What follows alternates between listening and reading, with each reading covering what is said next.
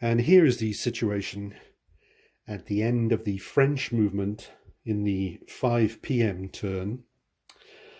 We do have, so this is before morale checks and of course before combat. The French found that all of their forces were within command, so that wasn't a problem. And I think we'll just work from left to right as we've done before, to see who has indeed moved where. Okay.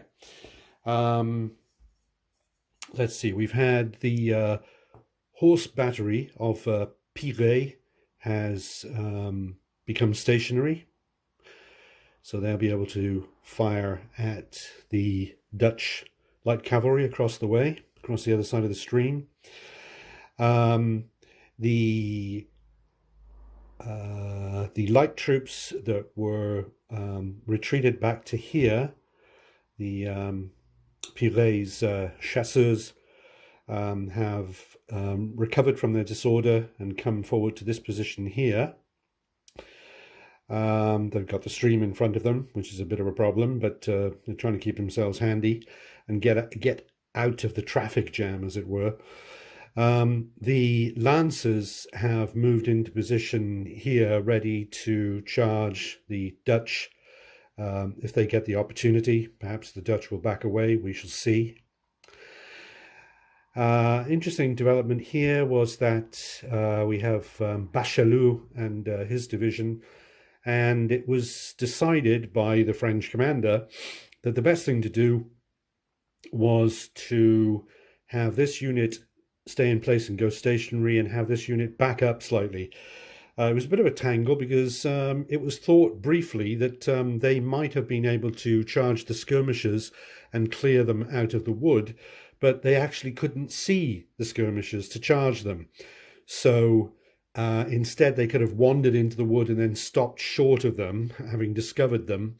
But because they are sharpshooters, I didn't like the idea of Bachelou, who's already got a somewhat sort of halfway damaged division, finally being shut down by some pesky sharpshooters. So they withdrew, and they're now here with their brother brigade.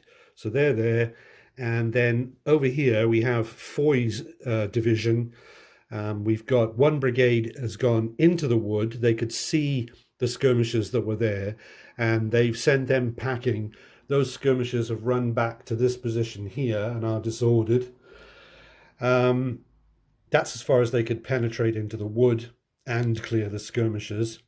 The other brigade of Foy's division has marched forward bravely straight towards the Brunswick light cavalry, but they're really only doing this because they know also that racing to possibly a heroic victory have come Kellerman with his cuirassiers.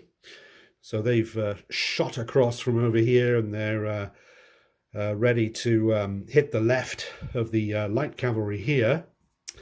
Let's see, Riel's battalion of heavy artillery has moved up to this position to get ready to position itself into something a bit more useful, rather than staying back here and getting tangled up in the traffic jam.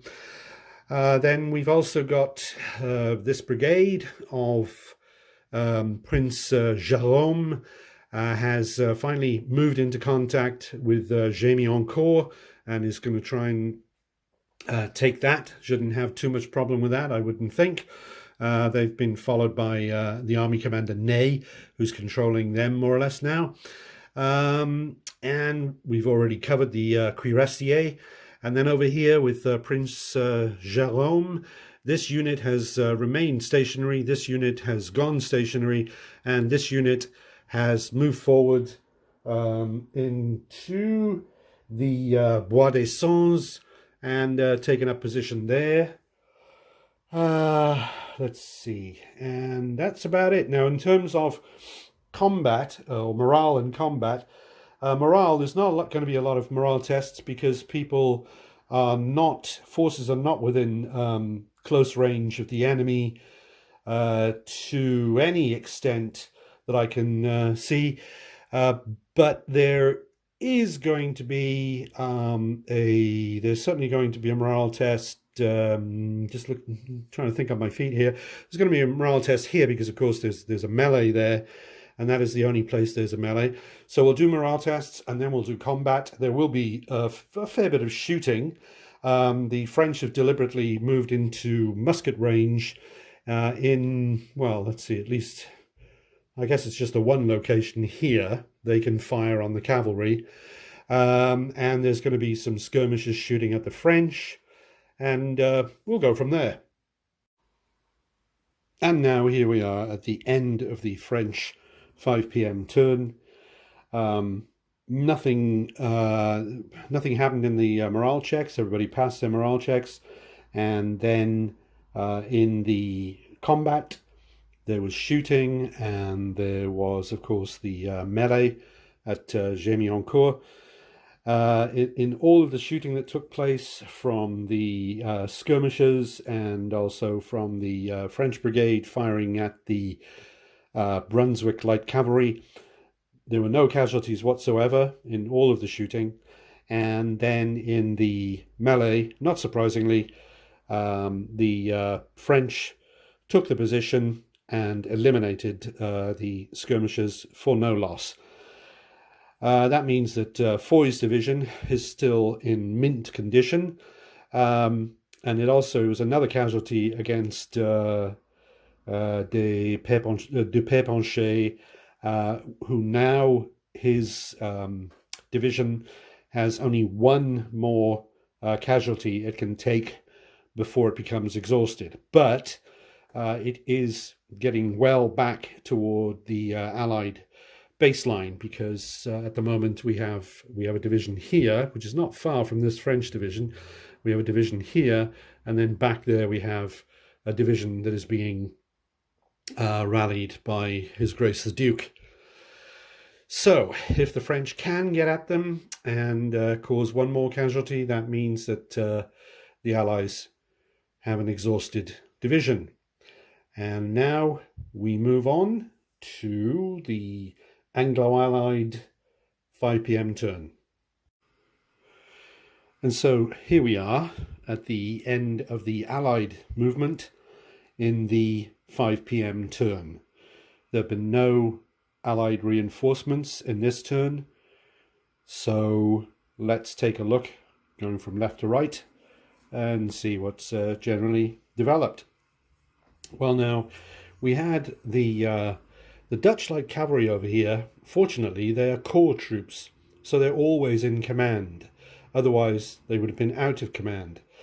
What they decided to do, they had a few options. They could have charged the French lances here, but they're inferior morale, so they decided instead to withdraw slightly. So they're still blocking the position, but they're not about to be charged by the French lancers. It's a delaying tactic.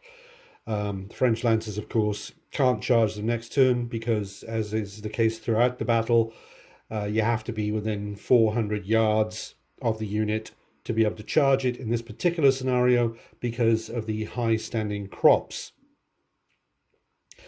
So that's what happened there. Now, there's been a serious development here where the Anglo-Allies have thrown forward almost all of their skirmish units in the Bois de Bossieux forward to pick on this particular brigade belonging to Foy.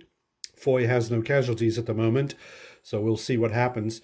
It's particularly interesting because I believe, let's see here, I think, yep, every single one, well, we can see from the number of figures.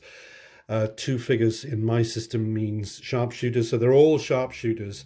So we're hoping to get some casualties there. They are, of course, inside a forest, so that means that there are going to be saving throws for all of those shots, because infantry get saving throws for fire against them, all fire against them when in a forest. Okay, so we'll see what happens there. Let's see. In the meantime, Alton's troops have made a move to the right. They've basically all turned and moved to the right slowly because they're going through the forest, of course, the Bois de Bossu. And they're basically look like they're headed to get themselves forming a line that continues from the end of Picton's troops here. Duperpencher has continued to withdraw his troops out here. We can just see there and here, away from the French, because he's only got one strength point left before his division becomes exhausted. We don't want that to happen if at all possible. And then this unit here, which was routed, is now marked with a permanent disorder marker. It was rallied by His Grace the Duke of Wellington and is now sitting there. It was not allowed to move in the turn that it rallied, so will presumably be moving off in the next turn. We shall see. In the meantime, the Brunswick Light Cavalry, which is here in a bit of a pickle, getting gradually surrounded, decided the best thing to do would be to withdraw. So they've taken themselves through the line back here to this position. Then down here we have the Brunswick infantry, who's finally in position and finally gone. Well, it didn't move, but it's become stationary. Let's see what else. His Grace the Duke has taken up position here, make himself handy as needed. And that means that there will actually be no morale tests in this turn because nobody is within close range of the enemy and there are no melees. So we will just have ranged, so we'll go straight on to combat, that is to say, without morale checks. And we will have shooting, which will be, there'll be this French brigade here, of course, will be able to shoot back, and the skirmishers, the sharpshooters, will all be firing on the brigade. And beyond that, we'll have the Brunswick Field Horse Artillery Battery, which is here. We'll have a pot shot at the French, and that'll be about it. And we'll get on to that now. And now here we are at the end of the Allied 5 p.m. turn. The combat has been conducted, and the only results, the only results were one casualty on one of Foy's brigades here. I did make a mistake earlier. I had said that Foy's brigade was untouched. It wasn't. They'd taken one casualty already, so now they've taken a total of 2 casualties. And that was it. So we now move on to the French 6 p.m. turn. And here we are at the end of, the end of movement. Yes, the end just of movement in the French 6 p.m. turn. And as usual, there's a lot going on. I am playing, of course, the variant in the rulebook, which is D'Erlon arrives and actually gets involved in the battle. So we have had the arrival of D'Erlon himself with the 2nd Division, commanded by Donzelot, and we'll get to those in a minute. So let's work our way from left to right and see what's happening. So over here on the extreme left, we can see that the French lancers have moved over and made a turn here, getting ready to charge against the Dutch lights in the next turn. We can see that these are actually chasseurs, have crossed the Marcy stream and as a result become disordered. Just trying to get involved. We've got the divisional commander Piret back here, just in case anybody happens to get shoved back in this direction. And then we've got the horse artillery has moved past the end of the Marshy stream and is hoping to be able to get an opportunity to move forward at some point. Bachelou and his division, which has been quite heavily blooded, is holding itself in a sort of reserve position and trying to keep itself from becoming exhausted, which we don't want. Then we move on. We've got Foy. Foy is here with his brigades. This first brigade was facing directly against the Allied skirmishers, more in this sort of situation here. So they moved forward, cleared the skirmishers back to here, and they moved forward slightly, as I say. Then this unit here is facing off against, has moved in and is facing off against these skirmishers here. Has not been able to clear them because it moved through the wood and had to stop when it encountered them. Okay.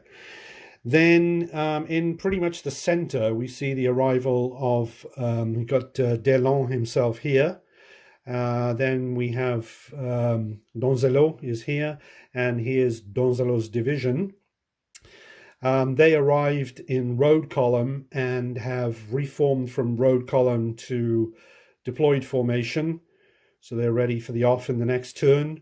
We've got core troops of the horse artillery and also of the field artillery is also following along as best it can. Things are getting rather crowded in the center. Right, now over here, we've got Réau's corps artillery has moved forward and deployed within close range, within its close range of the enemy. We have got this group of brigades here. These 4 brigades are, of course, those belonging to Prince Jérôme, and the 3 that were here have quit their stationary status and moved to within 400 yards of the enemy, so they can charge them next turn if they wish to. They've lost their stationary status, obviously. And then these are the chaps who cleared out the village of Gémioncourt, and then they moved forward to here, and then they moved over to here. So they look like they're getting ready to get up to some mischief over there. Various commanders, what have we got? We've got Réal is here, Ney is here, and Prince Jérôme is over here. And then the cuirassiers that were here, which made the threatening move towards the Brunswick Lights, who ended up going over that way previously. They turned themselves around and have come over here. Obviously, they're heading out to the, well, it's the Allies' left on the extreme right end of the battlefield from the French point of view. Look like they're getting ready to do some sort of flanking maneuver there, or possibly take on the enemy cavalry. But they are, let's see, they are outside of musket range of the enemy, so they can't be fired upon by the enemy muskets. And now then, we have no melees then in this particular turn, but we will have some morale tests for those men who are within the close range of the enemy's weapons. So we will see that here. Tests will be taken by these units here, which are within close range and firing arc. And the same thing will happen here because of the horse artillery. So these 2 units here are again within close range and firing arc. And that's the morale that will, morale test that will occur. And in terms of actual musketry, there's not a whole lot of that on offer, except in, let's see, except in this situation here. But as I understand it, if the French elect not to fire on the sharpshooters can't fire defensively if they're not being attacked. I mean, in brief, they cannot fire defensively if they're not being attacked. So if they don't shoot at them, they won't be able to shoot back at them. And I think that might be in the interests of the French to not to provoke the skirmishers into firing back at them. Think about that one. But right, so that's the end of the French movement. And indeed, that is the situation at the end of the French 6 p.m. turn. Everybody passed their morale checks, and the combat had no casualties. It was just artillery. There were no casualties. So now we move on to the Anglo-Allied 6 p.m. turn, in which we can expect to see reinforcements arriving in the form of Cook on the Nivelles Road. And here we are at the end of the Anglo-Allied 6 p.m. turn. They've had reinforcements in the form of Cook's division, which has arrived from the Nivelles Road, which is this road here. And so this is before morale checks and combat. I realized I did make a bit of a mistake previously. I don't know how I got it into my head, but I had said that the Dutch troops over here were not out of command because they're corps troops, or they're army troops rather, and therefore they were always in command. I find that I'm mistaken in that. I don't know where that came from, but they're out of command. And so what they should not have been able to do in the last turn was move without becoming disordered. I've made a bit of a compromise. What I've done this turn is I've said they're not allowed to move. They're not disordered, but they're not allowed to move anyway. So they're stuck there because they're out of command. And they're probably going to get charged by the French cavalry next turn. This is what we're talking about here, of course. Anyway, moving along from there. Let's see. So the reinforcements, of course, showed up over here. So we've got, let's see, we've had, I'll just go left to right as usual. We've had these skirmishers have moved forward slightly. They were in command, so they've moved forward slightly to be able to fire upon the French here. These skirmishers down here are in fact out of command, so they've just stayed put. Then we've got Cook's division has indeed formed up here. They've basically they've deployed. They moved, of course, so they're not stationary, but they've deployed in anticipation of the French infantry coming through the Bois de Bossu. Of course, they're keeping an eye on the French cavalry that's around here, but they do have time to react. Then I got a bit of a sticky situation with Pépencher's division, which is down here.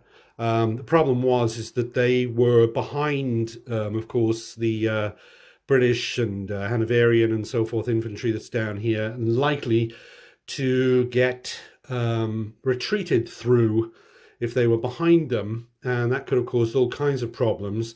So I'm basically moving them out to the right to be able to avoid that. We've got some good strong troops down here, and of course they can only take, what I don't want is for them to take one more point of loss, because that would then mean the division was exhausted. So I'm trying to protect them, but the only other option was to send them down this end of the line, where I think things are going to, the Allies are definitely going to take some losses down here, so it didn't look like a good idea to put them behind this end of the line. So not a good place. There isn't really an ideal place to put them anywhere, but I've moved them to where I could. And we can see, of course, the one unit there, that brigade there, is permanently disordered, having routed previously. In other news then, we had Alton with this one brigade was able to go stationary, because although it's in the wood, the Bois de Bossu, it is at the edge of it, so it was able to acquire a stationary marker. These two have just simply moved and turned into place, but they cannot go stationary because they're in the middle of the wood, so they're not able to go stationary. Then moving along, these units have retained their position, as we might imagine. The Duke of Brunswick and His Grace the Duke of Wellington have attached themselves to these units here. These are poorer quality units here to try and give them a bit more backbone. We'll see if that was a mistake as things go on. And then decisively, the Duke of Brunswick's light cavalry here has gone all the way down the end of the line and pushed itself forward into the face, basically, of the cuirassiers.